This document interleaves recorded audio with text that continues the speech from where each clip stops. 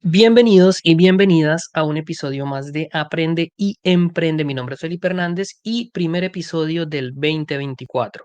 Estoy grabando 1 de enero del año 2024 porque este nuevo año quiero seguir con este proyecto, quiero seguir creando mucho contenido que genere valor, temas de interés y sobre todo aprendiendo demasiado cuando tengo invitados o preparándome para grabar estos episodios. Quiero contarles que para mí pues fue un orgullo poder terminar el año 2023 con 114 episodios publicados en las diferentes plataformas de podcast y algunos de ellos en formato video acá en YouTube. Ha sido un trabajo del que me siento muy orgulloso, me ha gustado mucho poderlo terminar y es por eso que apenas empieza el 2024, hoy 1 de enero, estoy aquí grabando más contenido, agregando valor, estudiando muchísimo más para que este año 2024 sea lleno de mucho más conocimiento y podamos seguir en ese camino sin fin que es el aprendizaje. Soy un aprendiz de por vida, esa es una frase que siempre nos enseñó mi mentor Daniel Rodríguez y me encanta repetirla porque nunca hay un límite. Uno de los hábitos que hemos querido cultivar en este podcast y del cual hemos hablado en varios episodios es el hábito de la lectura. Leer es muy importante porque es la única forma en la que tú vas a adquirir mayor conocimiento. Bueno, no es la única forma, seguramente hay otras, pero quizás es una de las mejores, porque te permite a ti forjar un criterio.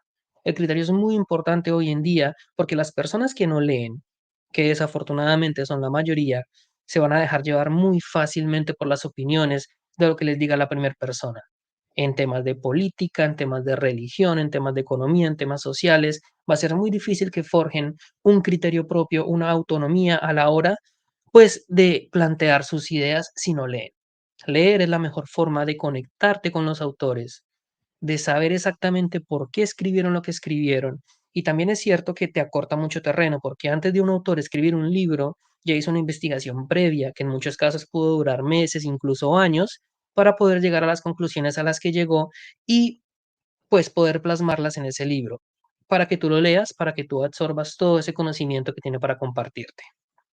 Primero, desearte un feliz año 2024 para los que me están escuchando, que este año sea lleno de abundancia, de prosperidad, de paz, sobre todo de salud y que puedas estar en compañía de tus seres queridos. Para empezar este episodio, este año, quiero compartirte cuáles fueron los 3 libros favoritos o mis 3 libros favoritos que leí durante el 2023, que más me aportaron conocimiento, ideas y te los quiero resumir en este episodio. Acá los tengo conmigo. El primero de ellos, Liberté Carranzain, del escritor canadiense Pierre-Yves Maxwin. Este fue un libro que, en cuanto al tema de finanzas personales, para mí es uno de los mejores y los más completos que he leído. Desafortunadamente no está en español, está solamente en francés. Desconozco si ya está en inglés. Sin embargo, en este podcast ya hablé o le dediqué 2 episodios exclusivamente a este libro. Puedes ir a buscarlos, es el episodio 34 y el episodio 35 en los que te comparto la metodología VEI, que es agregar valor, ahorrar e invertir, que es precisamente la que este autor nos comparte en este libro. Liberté Carranzain traduce Libertad 45. ¿Qué quiere decir esto? Libertad económica a los 45 años. Es un libro que está destinado principalmente a los jóvenes y el autor en este libro hace mucho énfasis en la importancia de empezar a invertir a temprana edad. Entre los 20 y los 30 años es la edad más importante en la que tu dinero, gracias al efecto compuesto del tiempo, puede generar mayores rentabilidades. Una persona que empiece a organizarse con su dinero, a invertir a los 20 años, muy probablemente a los 45 va a tener una posición económica muy, muy, muy buena. Muchísimo mejor que aquel que empiece a los 30 o que aquel que ni siquiera empiece. Finanzas personales, como organizar el dinero, me pareció muy completo porque también te habla de la parte fiscal, en este caso concreto, pues de la provincia de Quebec, en Canadá, que es donde vive el autor, donde yo resido también, en la parte de cómo utilizar todos los instrumentos financieros que muchas veces están a nuestra disposición, que no entendemos, pero que están ahí, que si le hacemos buen uso, seguramente van a dar resultados, como lo es el REER, como lo es el CELI, el CELIAP. Esto para el tema de Quebec en Canadá, sin embargo, en cada país, desde que me estés escuchando, muy seguramente vas a encontrar este tipo de instrumentos financieros que van a hacer que tu dinero rinda de una mejor manera. También me gustó mucho el libro porque aparte de las finanzas, aparte de la parte fiscal, también te coloca ejemplos. Él es un periodista, él tiene un programa de televisión que se llama El Índice McSween y ahí entrevista a muchas personas y varias de esas entrevistas se las comparte en el libro y cuenta exactamente cómo estas personas lograron pues a su medida su propia libertad financiera. Aclarando eso sí, que cuando uno habla de libertad financiera se imagina millones de dólares en el banco. No necesariamente. Hay un ejemplo muy interesante en el libro de una señora que es libre financieramente con unos ingresos de menos de $20,000 al año. Eso para un país como Canadá es muy bajito. Y aún así, con ese dinero es suficiente para ella para prácticamente no tener que trabajar. Y vive en invierno, se la pasa en México, en verano está acá, tiene una vida completamente independiente en la parte de sus finanzas y con unos ingresos bastante bajos. Así que es muy interesante porque es muy completo. Todo lo que te comenté, así que es súper recomendado, recomendado Liberté Carranza y de Perit McSween. Si estás en Quebec y lo puedes comprar, lo puedes leer, te lo súper recomiendo. Si no, pues bueno, ya te comenté episodio 34 y 35 de este podcast. Traté de resumirte lo que más me llamó la atención de este libro. Ahora bien, los siguientes dos libros son del mismo autor. Acá los tengo. Principios de Ray Dalio y Principios para entender los cambios en el nuevo orden mundial, también del mismo autor. Son dos libros robustos, ambos los terminé. Este segundo, el de Principios para entender el nuevo orden mundial, lo terminé de leer precisamente ayer, 31 de diciembre del 2023. Son libros muy, muy completos, súper, súper recomendados. Nada más miren un poco el tamaño que tiene cada uno de ellos. Entre ambos van a sumar aproximadamente un poco más de 1000 páginas. El primero es principios de vida y principios de trabajo. Y el segundo es un poco más de principios económicos. Voy a resumirte un poco por qué me gustaron estos libros y por qué te los recomiendo y por qué los pongo en mi top 3 de libros favoritos que leí en el 2023. Primero quiero hablarte un poco de Ray Dalio. Ray Dalio es un inversionista, es el fundador del fondo de cobertura más grande que existe hoy en día en el mundo, que es Bridgewater Associated. Este lo llevó a él gracias a este fondo, es una de las personas más ricas del mundo. Creo que en la revista Forbes está como en el puesto 80, es top 100 a nivel mundial. Es una persona ya de edad, tiene unos 70 años. Sin embargo, toda la riqueza que él levantó, la levantó prácticamente desde cero. No empezó siendo pobre, empezó siendo de clase media. Sin embargo, todos esos principios que él siguió en su vida para poder tener lo que tiene, para llegar a lograr el éxito que logró, los plasman estos libros. Principios de vida y principios de trabajo es más un libro, diría yo, de nota, finanzas personales, más crecimiento personal, de cómo deberías tú enfrentar la vida. De hecho, el libro arranca con una frase que a mí me encantó, es espectacular, que me la grabé de memoria, y él dice que cualquier éxito que haya tenido en la vida lo debo más a la capacidad de manejar lo que no sé que a cualquier conocimiento que tenga. Y ahí ya nos plasma el primer principio que se repite en ambos libros, tanto en Principios de Vida como en Principios para entender el nuevo orden mundial. ¿Y cuál es este principio? Lo que no sabemos siempre es mucho mayor a lo que sí sabemos. Hay una diferencia enorme entre lo que deberíamos saber y lo que ya conocemos hoy en día. Esto para mí llegó a la conclusión, hombre, muchas veces como personas deberíamos ser un poquito más humildes en nuestras opiniones. Muchas veces pensamos que no las sabemos todas y afirmamos que esto es así porque yo lo digo, porque lo estudié, porque lo aprendí, porque lo vi, por la razón que sea, y nos peleamos con el que sea con tal de mantener nuestra postura. Sin embargo, estamos ignorando que todo lo que desconocemos es inmensamente mayor y muy probablemente muchos temas se nos están pasando. A Ray Dalio le costó una quiebra financiera total aprender este principio. Eso lo cuenta en el libro de Principios de Vida y Principios de Trabajo, como en el año de 1982, por estar porfiado y 100% seguro de que algo iba a pasar, colocó todas sus inversiones como si fuera a haber una crisis económica muy fuerte durante ese año y resulta que el mercado se recuperó. Por ende, perdió todo su dinero, tuvo que despedir a todos sus empleados, incluso tuvo que pedirle $4,000 prestados a su padre para poder mantener a su familia durante unos meses mientras levantaba nuevamente su empresa. Todo porque estaba 100% seguro de que lo que él pensaba que iba a pasar iba a suceder. Y de ahí sale ese principio tan fundamental. Lo que no sabes siempre será mucho mayor que lo que sí sabes. Y por otro lado, pensar de esta manera te lleva a ti a estar constantemente buscando más conocimiento. Lo que te decía al comienzo de este episodio, mi mentor Daniel Rodríguez siempre dice, nunca pares de aprender. Nunca se puede parar de aprender porque entre más aprendes, la brecha entre lo que no sabes y lo que sí sabes empieza a aumentar más. Y es un poco la paradoja del conocimiento. Buscamos respuestas y lo que encontramos cada vez son más preguntas. Otro principio fundamental de este libro es que Ray Dalio dice que siempre es importante arriesgarse o tomar riesgos en busca de recompensas, sin importar si fallan. Muchas veces le tenemos tanto miedo al fracaso que no lo intentamos. Y también en el libro, él tiene la siguiente frase que me pareció muy interesante. Él dice que evidentemente el éxito es mejor que el fracaso. Si lo intentas y te sale bien, es mucho mejor que si lo intentas y te sale mal. Pero el fracaso es mucho mejor que la mediocridad. Y él se refiere a la mediocridad al hecho de no intentarlo, porque al menos el fracaso le da sabor a la vida. Si tú lo intentas y fallas, es mejor a que no lo intentes y te quedes con la curiosidad de saber si pudo haber pasado, qué pudo haber pasado si lo intentabas. Para eso, para él es mediocridad. Y esto me da pie para mencionarte otro principio clave que aparece en el libro. Los seres humanos tenemos que estar tomando decisiones todo el tiempo.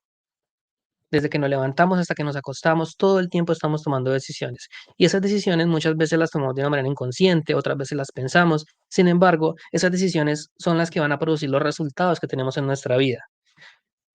Ahora bien, la fórmula para progresar, según Ray Dalio, es tener metas audiciosas, fracasar en el intento, analizar por qué fracasaste y después tener éxito. Y una vez tenga éxito, vuelve y se repite. Es como una espiral.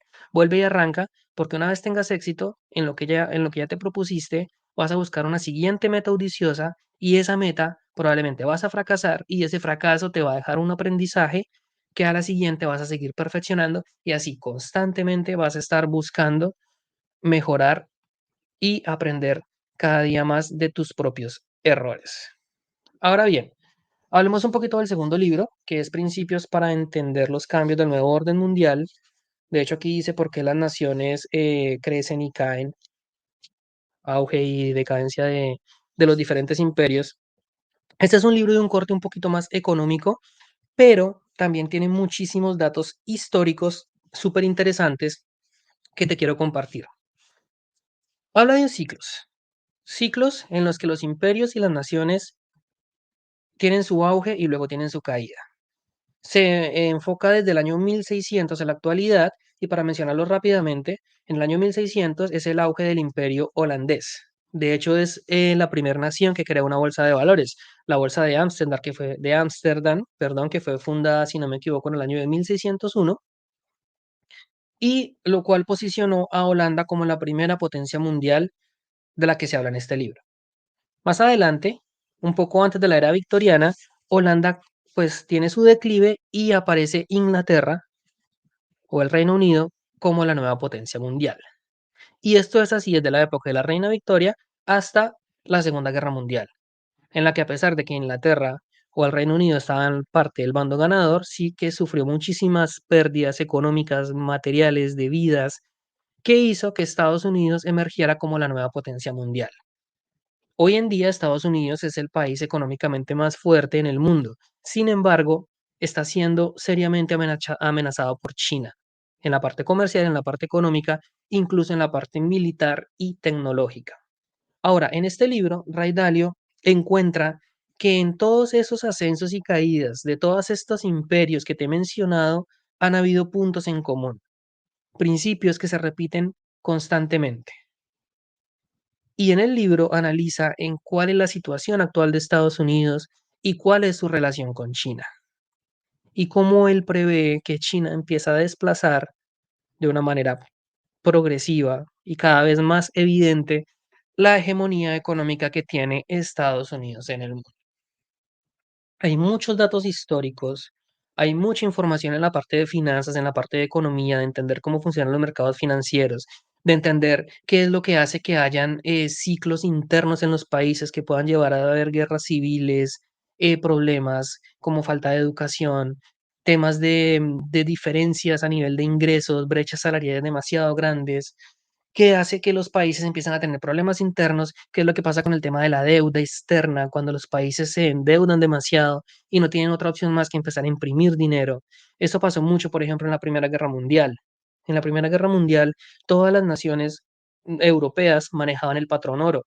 ¿Qué quiere decir esto? Que todo su dinero tenía que estar respaldado por reservas de oro en el banco.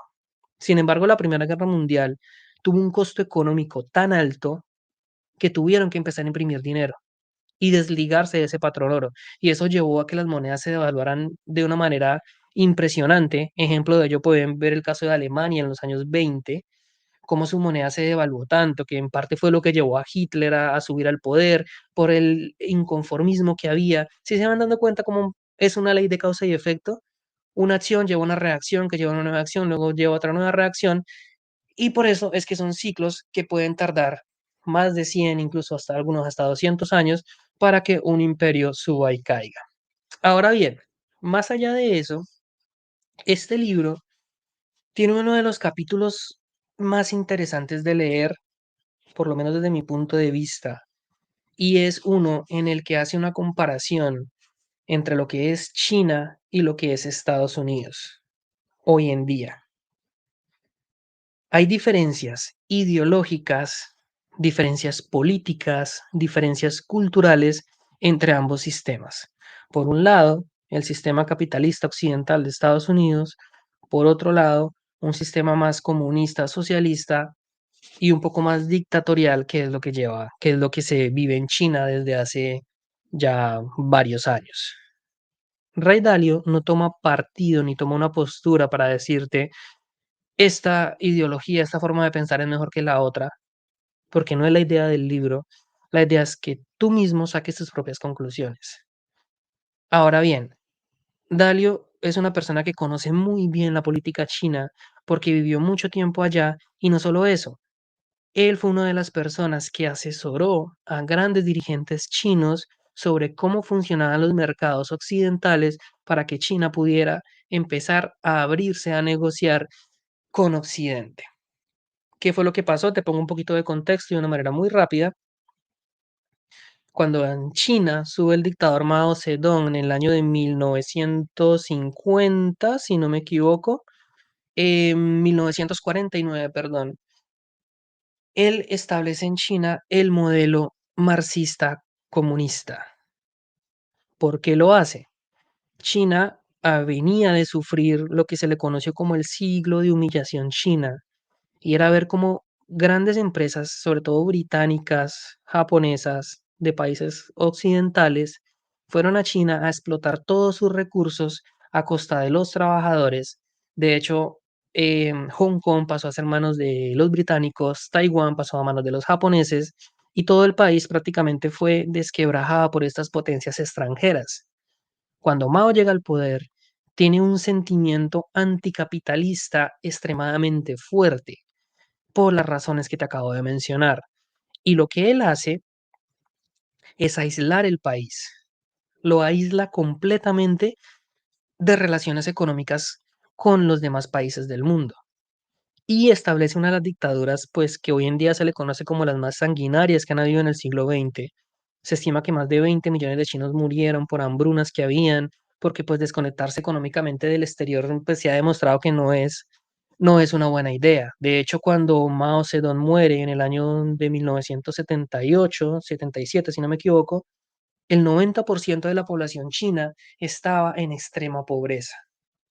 Ahora bien, ¿qué fue lo que pasó con China para que entre 1978, en el que el sucesor de Mao, quien es Deng Xiaoping, bueno, no sé si pronuncié bien, a la fecha, es ese dato que te di de que el 90% de las personas vivían bajo la línea de extrema pobreza, hoy en día ha caído creo que a menos del 5%. El progreso y el desarrollo que ha tenido China ha sido impresionante. ¿Qué fue lo que pasó? Cuando Deng Xiaoping subió al poder en el 78, él plantea una serie de reformas al modelo que traía Mao.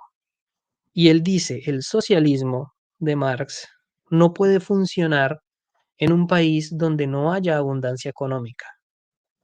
Si Marx lo que quería era que el dinero que había alcanzara para todos, está partiendo de la premisa de que tiene que haber dinero. Si no hay dinero y todos están muriéndose de hambre, es imposible que un modelo comunista funcionara. Entonces, dentro de las muchas reformas de Deng, él lo que hace es que abre a China al comercio con el extranjero y lo vuelve uno de los países más capitalistas que existen hoy en día. Todas las empresas, todos los productos que se consumen en la mayoría del mundo son producidos por empresas chinas. Y esto empezó a ser así desde 1978 que Deng llegó al poder. Él mantuvo esas reformas hasta su muerte en el 97 y los presidentes que siguieron, que fueron Jiang Zemin, Hu Jintao hasta el actual Xi Jinping, han mantenido la misma línea de pensamiento y las mismas reformas que inició Deng en 1978. Una mezcla entre una ideología socialista propuesta por Marx y un capitalismo en la medida en la que tenían que empezar a producir muchísimo más. Abrir relaciones con todos los países del exterior, empezar a producir en masa, empezar a construir, a desarrollar el país, a construir ciudades, carreteras, en fin, tanto progreso que ha tenido China durante este periodo ha sido impresionante, la verdad. Entonces eso es lo que hace que hoy en día China esté amenazando con convertirse en la próxima potencia económica, militar, tecnológica y prácticamente en todos los aspectos de la vida, muy por encima de las potencias occidentales, específicamente de Estados Unidos. ¿Por qué me pareció interesante este capítulo? Más allá de comparar las diferencias ideológicas entre el marxismo y el capitalismo, que es una discusión pues que hoy en día se ha banalizado demasiado. Hay conceptos dentro del marxismo, por ejemplo, como lo que es el materialismo dialéctico, que pues por ahí al que le interese lo invitaría a que estudie un poco más de eso, qué es la dialéctica, cómo se resuelven los conflictos de una manera dialéctica y que tiene que ver con el materialismo, que es lo contrario al idealismo. Son temas mucho más de filosofía, sin embargo, cómo terminó esto volviéndose un tema económico y político, tema interesante. Aparte de esas diferencias, en este capítulo también Ray Dalio profundiza un poco en las diferencias culturales. Para los chinos es más importante, a la hora de entender la sociedad, es mucho más importante la familia, la sociedad como tal, y por último está el individuo. Para nosotros en Occidente es mucho más importante el individuo y la familia y la sociedad es consecuencia del individuo. Si el individuo está bien, la sociedad está bien. En China es al revés, por eso se ve casos curiosos como por ejemplo que el gobierno chino puede interferir entre qué tipo de videojuegos pueden jugar los niños o cuántas horas al día lo pueden hacer. Todo eso está legislado en China. Para nosotros acá eso es un despropósito porque ¿qué le importa al gobierno cómo tú eduques a tus hijos? Entonces son diferencias culturales que están muy marcadas y como te digo, aquí Ray Dalio no se pone ni de un lado ni de otro. Obviamente él al ser americano, él dice que el modelo comunista o socialista para él es una utopía, no se puede implementar 100% como Marx lo decía, porque tiene muchas fallas, va muy en contra de lo que es la naturaleza del ser humano, es decir, los seres humanos no somos así, somos competitivos. Y una de las principales fallas que él le ve al modelo socialista es que desincentiva la productividad en el ser humano. Si tú no vas a tener una mayor recompensa, no te vas a esforzar más. Si tú vas a ganar lo mismo que se gana aquel que hace muy poco, no vas a tener ningún incentivo extra para crear, para crecer, para destacarte por encima de los otros. En un modelo capitalista se incentiva mucho más eso. Las personas que trabajan más, que estudian más, que crean más, económicamente, por lo general, se ven mucho mayor recompensados. Así que por eso este libro me pareció sumamente interesante. Te recomiendo que lo leas y sobre todo este capítulo donde se hace esa comparación entre lo que es China, lo que es Estados Unidos, lo que es ideología. O sea, es un libro que sí son principios económicos, pero tiene muchos datos históricos muy interesantes e incluso datos filosóficos como los que te acabo de mencionar. Y a manera de conclusión con este libro, la invitación a la que yo llego o la conclusión a la que yo llego es que es muy importante conciliar ideas opuestas. En la parte capitalismo-socialismo, si tú eres capitalista, eres antisocialista, si eres socialista, eres anticapitalista y hay una guerra entre los dos. ¿Por qué no podemos buscar armonizar o por lo menos entender por qué las otras personas piensan lo que piensan?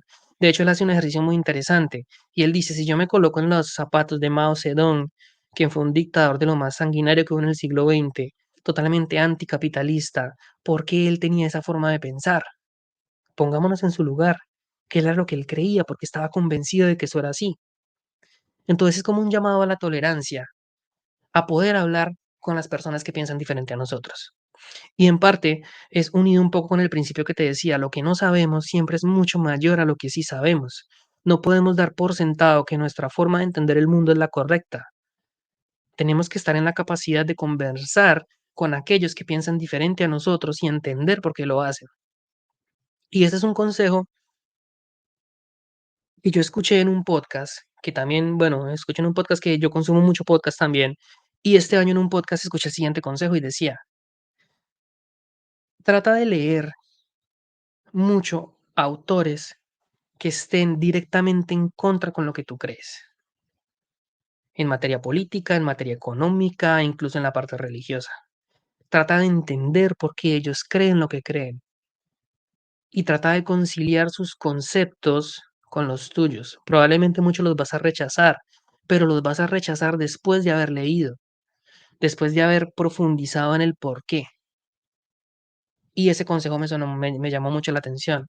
Y parte un poco lo que les decía al comienzo de este video. Muchas veces somos demasiado arrogantes con nuestras ideas y pensamos que es que ya sí tenemos la razón, sin darnos siquiera la oportunidad de entender por qué el otro piensa diferente. Y un poco de esto que te estoy diciendo es lo que es la dialéctica. La dialéctica, en términos un poco más filosóficos, es el hecho de poder, en el tema, en el debate, agregar mi punto de vista más el tuyo y llegar a una conclusión. Es lo que se le conoce como una tesis, antítesis y síntesis. ¿Qué es la tesis? Yo digo A, antítesis, tú dices B, síntesis, nos ponemos de acuerdo y avanzamos.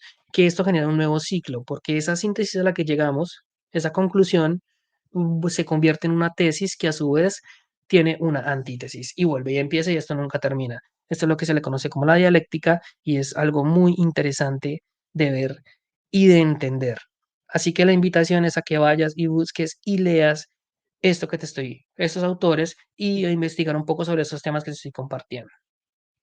Quiero terminar este video presentándote el libro que voy a empezar a leer en el 2024. Lo tengo aquí conmigo.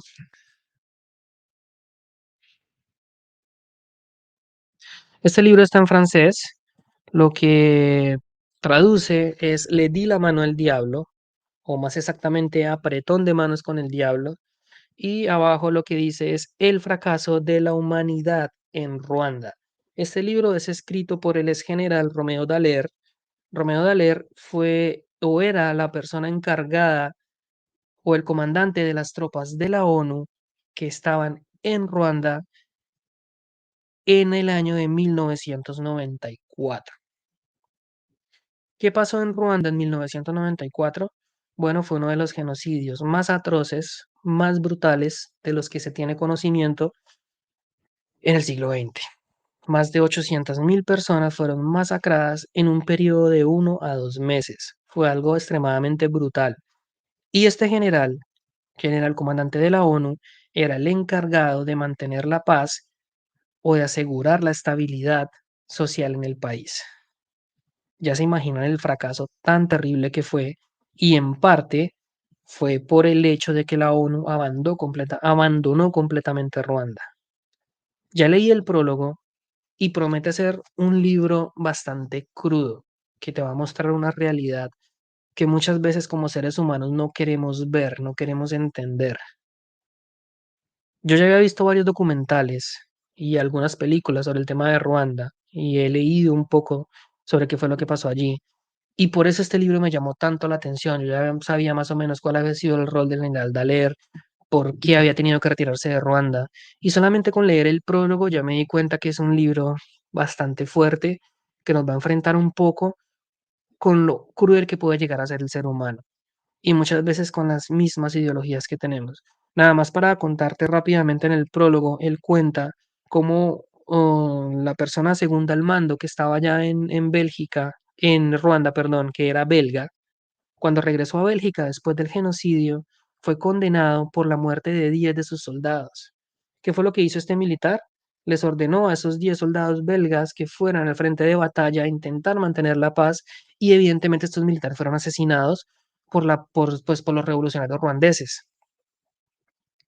Y los belgas, o el tribunal belga lo estaba condenando por eso, porque no debería haberlos enviado y lo estaba culpando a él de la muerte de esos 10 militares. Y nada más por ahí, la primera conclusión a la que yo llegué es, hombre, primero son militares y están en función de su deber, es uno de los riesgos que pueden correr. Pero lo más cruel es, para este tribunal de justicia belga, era mucho más importante la vida de 10 militares belgas que la vida de 800.000 ruandeses que estaban siendo masacrados. Date cuenta el calibre del libro que es. Voy a empezar a leerlo, tengo muchas expectativas porque quiero saber mucho más qué fue lo que pasó en ese conflicto y creo que me va a ayudar también a entender mucho eh, por qué este tipo de cosas se presentan. Y de hecho la idea con ese libro del general Dallaire es contar su historia, contar su versión de los hechos y mirar qué podemos hacer para que esto no se repita. Porque esto fue en 1994, esto no estamos hablando de la Edad Media. Y sin embargo, hoy en día vemos que sucede en Palestina, por ejemplo, en Ucrania, tantos conflictos que se siguen desarrollando a nivel mundial. ¿Qué es lo que está pasando? ¿Cómo es que como humanidad estamos fallando? Así que bueno, esos fueron los tres libros y de bonus el cuarto que voy a empezar en el 2024. Si se pueden dar cuenta, son temáticas diferentes. El primero, Liberté Carranzain, que es un libro más de finanzas personales. Principios de Ray Dalio y principios económicos son más crecimiento personal, principios de vida, de trabajo y también principios económicos. Entender un poco cómo funciona la economía mundial y también un poco de filosofía, incluso de filosofía política con lo que te comenté entre China y Estados Unidos. Ahora bien, este último de Romeo Dallaire no tiene nada que ver con los anteriores. Es un libro más histórico, más de tipo documental sobre uno de los hechos más atroces ocurridos hace exactamente ya 30 años, 1994, estamos en el 2024, o sea, no ha pasado mucho tiempo, yo ya había nacido, yo nací en el 93, y pensar que en un mundo mucho más civilizado, entrando el siglo XXI, pasaran estas cosas, pues, ¿cuál es la conclusión que te quiero llevar con esto? Lee y no te cases con un tipo de lectura. Si te gusta la ciencia ficción, lee ciencia ficción. Si te gusta la política, lee política. Si te gusta la economía, lee economía. Si te gusta la historia, lee historia. Lee de todo, pero lo importante es que leas. Entre más leas, tu contexto, tu criterio, que es muy importante que lo tengas, se va a empezar a expandir de una manera que tú no te imaginas. Si tú lees un libro como debes, poniéndole atención, poniéndole cuidado, probablemente cuando lo acabes de leer ya no eres la misma persona. Tienes ideas diferentes, tienes conceptos diferentes, entiendes el mundo incluso de alguna manera diferente. Hay muchísima gente que después de leer el libro de Ray Dalio, de hecho aquí mismo lo dice en la, en la tapa del libro, tú no vuelves a ver el mundo de la misma forma después de leer este libro. Así que, sin más que añadir, la invitación, espero que este 2024, si no estás leyendo, empieces a hacerlo, que desarrolles el hábito de la lectura. Empieza con una página al día. No tienes que leer mucho, pero tienes que empezar. Y si ya estás leyendo, que continúes y que empieces a leer muchos más autores. Probablemente no casarse solo con una línea de lectura, sino empezar a leer muchos, un poco aquí, un poco allá, a ver qué es lo que más te gusta, pero sobre todo enriquecer tus ideas. Antes de terminar, quiero invitarte por favor que te suscribas a este canal y si estás en Spotify, que nos catalogues con 5 estrellas y invitarte a que compartas este video, este podcast con familiares y amigos a los que tú creas que esta información les puede ser de utilidad. En la descripción de este episodio vas a encontrar el enlace para que vayas y escuches el episodio 34 y 35 si te interesó el tema de Liberté Carranzain y también el enlace para que te unas a mi comunidad de WhatsApp. Ahí podrás dejar tus comentarios, dudas, inquietudes, yo respondo bastante rápido. Y bueno, tus ideas, me encantaría saber qué piensas de estos temas. Y déjame en los comentarios en YouTube qué libros vas a empezar a leer en el 2024 y por qué. No siendo más, te envío un abrazo y nos vemos en el próximo video. Chao, chao.